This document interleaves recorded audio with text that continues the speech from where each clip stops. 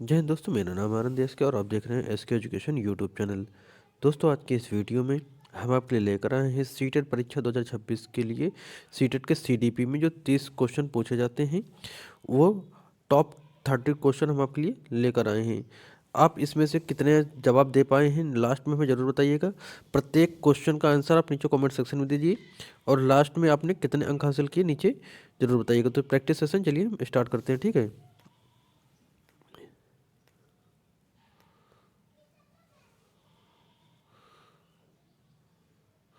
पहला प्रश्न कह रहा है कि आरटीई 2009 के अनुसार प्राथमिक विद्यालय पर शिक्षक और छात्र का अनुपात कितना होता है।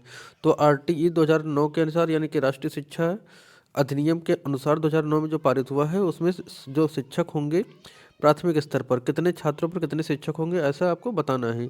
तो प्राथमिक स्तर पर पूछा है तो 30 छात्र पर एक शिक्षक होगा और अगर यह संख्या 200 से ऊपर हो जाती तो एक जो है 40 छात्रों पर एक अध्यापक होगा, ठीक है। तो इसमें क्या सही ऑप्शन होगा, इसमें होगा 1:30 यानी छात्र 30 तो शिक्षक एक होगा, ठीक है। अगला क्वेश्चन है, भारत में शिक्षा का अधिकार किस आयु वर्ग के लिए मौलिक अधिकार है। तो जो शिक्षा का अधिकार अधिनियम है 2009 उसमें बताया गया है कि 6 से 14 वर्ष तक के सामान्य बालक जो हैं वो अनिवार्य रूप से शिक्षा लेने का अधिकार रखते हैं। उनका मौलिक अधिकार है कि 6 से 14 वर्ष के बच्चों का मौलिक अधिकार है कि वो शिक्षा लें, ठीक है। और ये शिक्षा कक्षा 1 से 5 तक किस भाषा में होनी चाहिए, तो मातृभाषा में होनी चाहिए। राष्ट्रीय शिक्षा का अधिकार यानी 2009 में जो पारित हुआ आरटीई 2009 ये लागू कब हुआ, तो 1 अप्रैल 2010 को ये लागू हुआ था। कहाँ नहीं लागू हुआ था, तो जम्मू एंड कश्मीर को छोड़कर उस समय उसको विशेष राज्य का दर्जा मिला था, इसलिए उस वहाँ पर लागू नहीं हो पाया था, लेकिन वर्तमान में संपूर्ण भारत में यह लागू है, ठीक है। नेक्स्ट क्वेश्चन, आरटीई 2009 के तहत निजी स्कूलों में आर्थिक व कमजोर यानी कि ईडब्ल्यूएस के लिए कितने प्रतिशत सीटें जो आरक्षित हैं, तो टोटल 25% सीटें जो होंगी आरक्षित होंगी ईडब्ल्यूएस के लिए, ठीक है। जहाँ कोई भी स्कूल होगा 25% सीटें वहाँ पर आरक्षित रखी जाती हैं। अगला क्वेश्चन, शिक्षक के लिए प्रति सप्ताह न्यूनतम कार्य घंटे करने कितने होते हैं। तो जो शिक्षक के लिए कितने कार्य घंटे करने होंगे सप्ताह में, तो 45। यहाँ पर अपर या लोअर नहीं दिया गया कि मतलब प्राइमरी में या फिर उच्च प्राइमरी में, तो यहाँ पर हम प्राइमरी को लेकर के चल रहे हैं, ठीक है। अगर ये मतलब पूरे साल के घंटे होते तो 180 होता, ठीक है। नेक्स्ट क्वेश्चन है, ये एक सप्ताह का था तो यहाँ पर 45 घंटे। नेक्स्ट है, प्रगतिशील शिक्षा के जनक कौन है, ये किसे माना जाता है। प्रगतिशील शिक्षा के जनक किसको माना जाता है, जीन पियाजे, जॉन डीवी, कोहलबर्ग या फिर वाइगोत्स्की। तो किसको माना जाता है, इसका सही जवाब होगा जॉन डीवी को प्रगतिशील शिक्षा का जनक माना जाता है। जीन पियाजे ने क्या दिया है, संज्ञानात्मक विकास का सिद्धांत दिया है। कोहलबर्ग ने क्या दिया है, तो कोहलबर्ग ने नैतिक विकास का सिद्धांत दिया है। वाइगोत्स्की की बात करें तो सामाजिक सांस्कृतिक का सिद्धांत दिया है इन्होंने, ठीक है। नेक्स्ट क्वेश्चन, वाइगोत्स्की के अनुसार बच्चे किसके माध्यम से सीखते हैं। तो यहाँ पर देखिए वाइगोत्स्की किसके द्वारा पूछा जाता है, ये जरूर ध्यान रखा करिए किसके द्वारा। तो यहाँ पर वाइगोत्स्की के द्वारा पूछा गया है, तो ऑप्शन सी हो जाएगा सामाजिक अंतःक्रिया। वाइगोत्स्की या तो सामाजिक के साथ जरूर जाएंगे, मैक्सिमम चांसेस होंगे कि समाज ही वाइगोत्स्की का सही आंसर बनेगा, ठीक है। नेक्स्ट क्वेश्चन है, जीन पियाजे के अनुसार संवेदी पेशीय अवस्था की अवधि क्या होती है। तो जीन पियाजे के अनुसार संवेदी पेशी की अवधि क्या होगी, तो जन्म से 2 वर्ष यानी कि 0 से 2 वर्ष ये बनेगी, ठीक है। अगला क्वेश्चन, समावेशी शिक्षा का उद्देश्य क्या है। तो समावेशी का शिक्षा का क्या उद्देश्य होता है, ठीक है। तो क्या होता है, क्या विकलांगों को पढ़ाना, केवल विकलांगों, तो केवल वाला ऑप्शन ऐसे भी गलत हो जाएगा। जाति आधारित शिक्षा, तो नहीं, जाति आधारित शिक्षा आप नहीं कर सकते हैं। केवल मेधावी छात्रों को पढ़ाना, तो नहीं, इसमें चाहे मेधावी छात्र हों, सृजनशील हो या फिर पिछड़े हुए बालक हों या फिर सामान्य बालक हों, सभी बालकों को, बालक और बालिकाओं दोनों, यहाँ पर मतलब छात्रों और छात्राओं दोनों, लड़की लड़के दोनों को समान रूप से शिक्षा देना। मतलब किसी भी प्रकार का बच्चा हो, सृजनशील हो और या फिर विशेष वाला बच्चा हो या फिर सामान्य बच्चा हो, मतलब किस और जो दिव्यांग बच्चे होते हैं सभी को एक साथ पढ़ाना होता है, एक ही छत के नीचे एक ही क्लास में, ठीक है। नेक्स्ट क्वेश्चन है, बुद्धि का द्विकारक सिद्धांत किसने दिया है। तो बुद्धि का जो है द्विकारक सिद्धांत किसने दिया है, आपको ये बताना है। क्या थॉर्नडाइक ने दिया, स्पीयरमैन ने, गार्डन ने, फिर बिने ने। तो इसका सही जवाब हो जाएगा स्पीयरमैन ने द्विकारक का सिद्धांत दिया है। नेक्स्ट क्वेश्चन, एनसीएफ 2005 के अनुसार एक शिक्षक की भूमिका कैसी होनी चाहिए? सत्तावादी? नहीं, सत्तावादी नहीं होनी चाहिए। स्थानिकी? तो ये भी नहीं होना चाहिए। उपदेशक? तो ये भी नहीं होना चाहिए। क्या होना चाहिए? सुविधा दाता के रूप में कार्य करना चाहिए। एनसीएफ 2005 कहता है कि बाल केंद्रित शिक्षा होगी, जिसमें जो शिक्षक होगा वो सिर्फ और सिर्फ सुविधा दाता की तरह जो बच्चे से बिहेव करेगा। ठीक है। अगला क्वेश्चन आपके सामने कह रहा है डिस्लेक्सिया किससे संबंधित विकार है? तो जो डिस्लेक्सिया होता है किससे, क्या मानसिक विकार से, गणितीय विकार से, पठन विकार से या फिर व्यवहारिक विकार से? तो इसका सही जवाब हो जाएगा आपका पठन विकार से। डिस्लेक्सिया पठन से होगा, डिस्ग्राफिया लिखने से होगा और डिस्कैलकुलिया आपका गणित से होगा। ठीक है।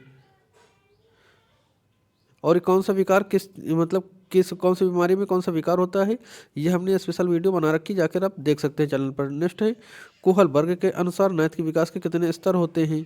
तो कोहल वर्ग है इनके अनुसार जो अगर पूछता है स्तर कितने होते हैं, तो स्तर आप कितने बताएंगे? स्तर बताएंगे आप 2। स्तर कितने? 2 बताएंगे। और इसमें एक और पूछता है तो उसमें आप उसको 6 बताएंगे। स्तर कितने होते हैं? 3 होते हैं।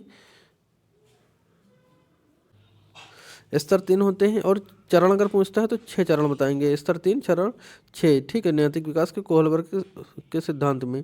और बहुबुद्धि का सिद्धांत किसने दिया है कि इसके प्रतिपादक कौन है? हॉवर गार्डनर, स्टर्नबर्न, स्किनर या फिर कोहल वर्ग? तो बहुबुद्धि की बात की जाए तो इसमें हो जाएंगे आपके हावर गार्डनर। बहुबुद्धि का सिद्धांत किसने दिया है? हावर गार्डनर ने दिया है। सतत एवं व्यापक मूल्यांकन यानी कि सीसीई के व्यापक अर्थ क्या होता है? केवल शैक्षिक तो नहीं, केवल शैक्षिक नहीं, केवल खेलकूद नहीं। आपका ऑप्शन सी हो जाएगा शैक्षिक और सह शैक्षिक दोनों। तो देखिए जहाँ पर केवल वाला मिल जाए, केवल किसी विकल्प मिले और पॉजिटिव वे में पूछे, यहाँ पर नहीं ना लिखा हो कहीं पर कि अर्थ नहीं है, या फिर मतलब कोई चीज़ निगेटिव वे में ना पूछे, तो जितने भी ये वाले ऑप्शन होंगे केवल वाले, मात्रा वाले, रटंत वाले, परीक्षा प्रणाली वाले, वो सारे के सारे आप गलत उन पर टिक करिएगा। ठीक है, वो सारे के सारे गलत होते हैं। नेक्स्ट क्वेश्चन, बच्चों का पहला समाजीकरण कहाँ शुरू होता है? तो हमने पूरी जीन पियाजे की थ्योरी पढ़ा रखी है आपको, और ये प्रथम कौन होगा, गौड़ कौन होगा, ये सारी चीज़ें हमने आपको बता रखा है, जाकर वीडियो देख सकते हैं। तो इसमें जो है पहला पूछा है पहला समाजीकरण, तो पहला समाजीकरण उसके परिवार से स्टार्ट होता है। ठीक है। और जो दूसरा या गौड़ की बात की जाए तो पास पड़ोस स्कूल हो जाएगा, पास पड़ोस और स्कूल हो जाएगा। ठीक है, और मीडिया हो जाएगी। अच्छा, इसमें निष्क्रिय समाजीकरण कहाँ से होता है? ये भी क्वेश्चन कई बार पूछा गया है। तो जो आपका पुस्तकालय ऑप्शन मिलेगा, पुस्तकालय, ठीक है, तो वहाँ अब उसको टिक करिएगा, वहाँ पर बच्चे का किसी प्रकार का समाजीकरण नहीं होता है। ठीक है। नेक्स्ट क्वेश्चन, आरटीई 2009 के अनुसार कक्षा 6 से 8 के लिए शिक्षक एवं छात्र का अनुपात कितना होगा? अभी जब शुरुआत में पूछा गया था तो वहाँ प्राइमरी के लिए पूछा गया था, अब यहाँ पर 6 से 8 के लिए पूछा गया। ठीक, तो इसमें आप क्या करेंगे? इसमें 35:1 करेंगे, 35:1। और जो प्राइमरी की बात की जाएगी तो 30:1 हो जाएगा। ठीक है, कक्षा 6 से 8 के लिए 35:1 और कक्षा 1 से 5 के लिए आपका 30:1, मतलब 30 बच्चों पर एक छात्र, 30 बच्चों पर एक अध्यापक होगा। और उच्च प्राइमरी में 35 बच्चों पर एक अध्यापक होगा। नेक्स्ट क्वेश्चन, किस आयु में बच्चा वस्तुस्थायित्व का विकसित करता है? तो क्या पूर्व संक्रांतात्मक, संवेदी प्रेरक या फिर मूर्त संक्रांतात्मक या फिर औपचारिक? तो इसमें क्या सही जवाब हो जाएगा? संवेदी प्रेरक, यानी जन्म से 2 वर्ष में बच्चे में वस्तुस्थायित्व का गुण आ जाता है, संवेदी प्रेरक या फिर आपका इंद्रजनित अवस्था में। इसका दूसरा नाम क्या है? इंद्रजनित अवस्था। अगला क्वेश्चन, एनईपी 2020 के अनुसार नया शैक्षणिक ढांचा क्या है? तो नया शैक्षणिक ढांचा क्या है? तो ये क्या हो जाएगा? 10+2। तो ये पुराना वाला है, 10+2 कौन सा है? पुराना वाला है। अभी वर्तमान में क्या है? इनमें से कौन सा होगा? इनमें से होगा ऑप्शन बी, 5+3+3+4। ठीक है, ये पहले जो है आंगनवाड़ी और आपका प्री प्राइमरी, यहाँ पर प्राइमरी, यहाँ पर जूनियर, यहाँ पर फिर 9th से 12th। ठीक है, तो आपका 10+2 खत्म करके 5+3+3+4 का ढांचा तैयार किया गया है। जेंडर क्या होता है? जेंडर क्या है? क्या जैविक इकाई है, सामाजिक संरचना है, शारीरिक विशेषता है, फिर जन्मजात गुण है? तो जेंडर की बात अगर करें क्वेश्चन में तो आप सीधा सामाजिक संरचना के अंतर्गत जाइएगा। जो जेंडर क्या होता है? सामाजिक संरचना होती है। ठीक है, ये ऑप्शन बी आपका सही हो जाएगा। नेक्स्ट क्वेश्चन, बच्चों में अधिकतम अक्षमता यानी कि लर्निंग डिसेबिलिटी का कारण क्या हो सकता है? तो क्या खराब वातावरण हो सकता है, तंत्रिका तंत्र की गड़बड़ी हो सकती है, या फिर कम बुद्धिलब्धि हो सकती है, फिर उपरोक्त में से सभी हो सकता है? तो इसमें से आपके हिसाब से इसका जवाब क्या होना चाहिए? जो बच्चा मतलब बच्चे के अधिगम क्षमता में गड़बड़ी होती है, यानी कि ढंग से पढ़ नहीं पा रहा है, तो तंत्रिका तंत्र की गड़बड़ी के साथ आप जा सकते हैं, ठीक है। ऑप्शन बी इसमें आपका सही हो सकता है, तंत्रिका तंत्र, ठीक है। नेक्स्ट क्वेश्चन, आनुवंशिकता एवं पर्यावरण के बारे में भूमिका के बारे में क्या सही है? आनुवंशिकता और पर्यावरण की भूमिका के बारे में क्या सही है? तो केवल आनुवंशिकता, यहाँ पर गलत हो जाएगा, केवल पर्यावरण नहीं, दोनों की परस्पर अंतःक्रिया से बच्चे का डेवलपमेंट यानी कि विकास होता है। दोनों में कोई संबंध नहीं, बिल्कुल। अगर बच्चे का डेवलपमेंट चाहिए आपको, बच्चे का डेवलपमेंट अच्छा हो, तो आपका जो आनुवंशिकता होगी वो भी बराबर की भागीदारी निभाएगी, और पर्यावरण, तो दोनों को मिलाने के बाद यानी कि दोनों के परस्पर अंतःक्रिया से जो है बच्चे का डेवलपमेंट होता है, ठीक है। अगर एक को हटा दोगे तो दूसरा ऑटोमेटिक जीरो हो जाएगा। नेक्स्ट क्वेश्चन है प्रत्ययन और भूल। प्रत्ययन और भूल यानी कि टर्ल एंड एरर का सिद्धांत किसने दिया है? पावलोव ने, स्किनर ने, थॉर्नडाइक ने, या फिर गेस्टाल्ट ने? तो इसका सही जवाब क्या हो जाएगा? ये थॉर्नडाइक ने दिया है प्रत्ययन और भूल का सिद्धांत। भाषा अर्जन यानी कि एलईडी के बारे में किसने बताया? तो चॉम्स्की जी ने बताया, ठीक है। चॉम्स्की ने क्या बताया है? बच्चे में जन्मजात एलईडी नामक एक यंत्र होता है जो भाषा सीखने की क्षमता रखता है, ठीक है। नॉन चॉम्स्की ने भाषार्जन का सिद्धांत दिया है एलईडी का, ठीक है। Next question, कैलकुलिया। कैलकुलिया किससे संबंधित है? अभी हमने बताया था, क्या लेखन से, गणित से, पढ़ने से, या फिर चित्रकारी से? तो ये आप कैलकुलिया कैलकुलेशन किसके लिए करते हैं? गणित के लिए करते हैं, तो ये आपका हो जाएगा गणितीय गणना के लिए, ठीक है। लेखन वाला क्या होता है? डिस्ग्राफिया। ग्राफ का मतलब क्या होता है? ग्राफ चित्र बनाते हैं ना, किससे बनाते हैं? हाथ से बनाते हैं, तो लेखन से हो जाएगा वो, ठीक है। और डिस्ग्राफिया क्या हो जाएगा? डिस्ग्राफिया आपका पढ़ने से होता है, ठीक है। नेक्स्ट है एनसीईआरटी और एनसीईआरटी, सॉरी एससीईआरटी और एनसीईआरटी का प्रमुख कार्य क्या होता है? तो क्या परीक्षा लेना होता है, पाठ्यक्रम डेवलप विकास करना होता है, फंड देना होता है, फिर भर्ती करना होता है? तो इसका सही जवाब होता है पाठ्यक्रम का विकास। पाठ्यक्रम का विकास किसके अंतर्गत आता है? आपका एससीईआरटी और एनसीईआरटी के अंतर्गत। अगला क्वेश्चन, आरटी 2009 के तहत प्राथमिक विद्यालय पर बच्चों के घर से कितनी दूरी पर होना चाहिए? यानी कि आरटीई 9 जो 2009 आया है, राष्ट्रीय शिक्षा का अधिकार अधिनियम 2009, उसके तहत पूछा है प्राथमिक विद्यालय पर बच्चों के घर से दूरी कितनी होनी चाहिए? तो ये मात्र 1 किलोमीटर की दूरी पर होना चाहिए। वहीं अगर यहाँ पूछता कि उच्च प्राइमरी यानी कि जूनियर लेवल पर, तो वहाँ पर 3 किलोमीटर हो जाता है, लेकिन यहाँ प्राइमरी के लिए पूछा था तो आप 1 किलोमीटर के साथ जाएंगे। नेक्स्ट क्वेश्चन, बाल केंद्रित शिक्षा में महत्वपूर्ण स्थान किसका होता है? तो बाल केंद्रित जो शिक्षा होती है इसमें महत्वपूर्ण स्थान किसका होगा? क्या शिक्षक होगा? नहीं। क्या अभिभावक होगा? नहीं। बालक का होगा? बिल्कुल। बाल केंद्रित यानी बालक को सेंट्रल में रख करके उसको पढ़ाया सिखाया जाएगा और करके सिखाने पर जोर दिया जाता है, ठीक है। अच्छा, मुझे आप ये बताएं कि आपको वीडियो कैसी लगी?